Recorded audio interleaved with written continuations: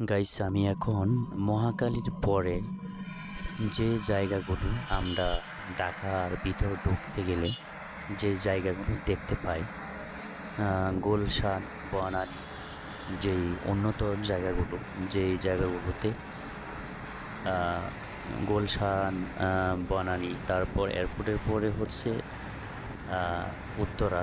এই সকল জায়গাগুলো বেশিরভাগই উন্নত হয়, পরিবেশগত দিক থেকে অনেকটাই উন্নত হয়।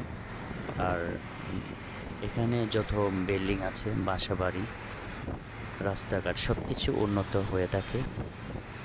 আর এইসব জায়গাগুলোতে বেশিরভাগ যারা আম, বেশিরভাগ আম, ভালো মানের যে লোকজন আছে, যারা শিল্পপতি, অনেক যারা বড় লোক, তারা এখানে থাকেন।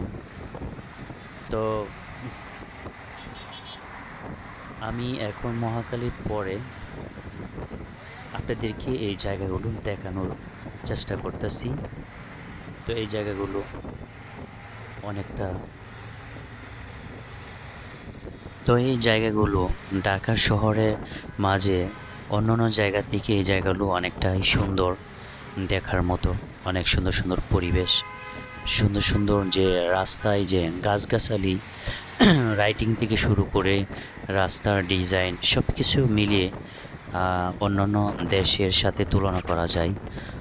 আহ, তো এই সকল সৌন্দর্য জায়গাগুলো আপনাদেরকে আমি দেখাইতেছি, যাতে আপনারা অনেকেই এখানে আসতে পারেন না, বা অনেকেই যারা ঢাকায় থাকেন বিভিন্ন ব্যস্ততার কারণে এই সৌন্দর্য জায়গাগুলো আপনারা লক্ষ্য করেন না, তেমন একটা দেখতেও পান না বা খেয়াল করেন না। যাই হোক, অনেকেই ঢাকা থাকার সত্ত্বেও সুন্দর সুন্দর জায়গাগুলো অনেক সময় মিস করে, কাজের ব্যস্ততার কারণে বিভিন্ন সময় তারা এগুলো ফলো করতে পারে না।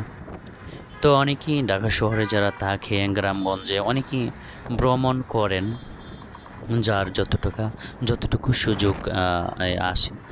তো এরপরও এই সুন্দর জায়গাগুলো আমার এই ভিডিওর মাধ্যমে আপনাদেরকে দেখানোর চেষ্টা করতেছি, যে এই ভ্রমণ করা যে একটা অনুভূতি বা ভালো লাগা, সেগুলো যাতে এখান থেকে আপনারা ভালো লাগাটা নিতে পারেন, বা এই জায়গাগুলো দেখে একটা বিনোদন এনজয় করতে পারেন। তো আমার এই ভিডিওর মাধ্যমে আপনারা অনেক কিছু দেখছেন, লাইক করবেন, একটা সাবস্ক্রাইব করবেন। আজকের মতো এতটুকুই।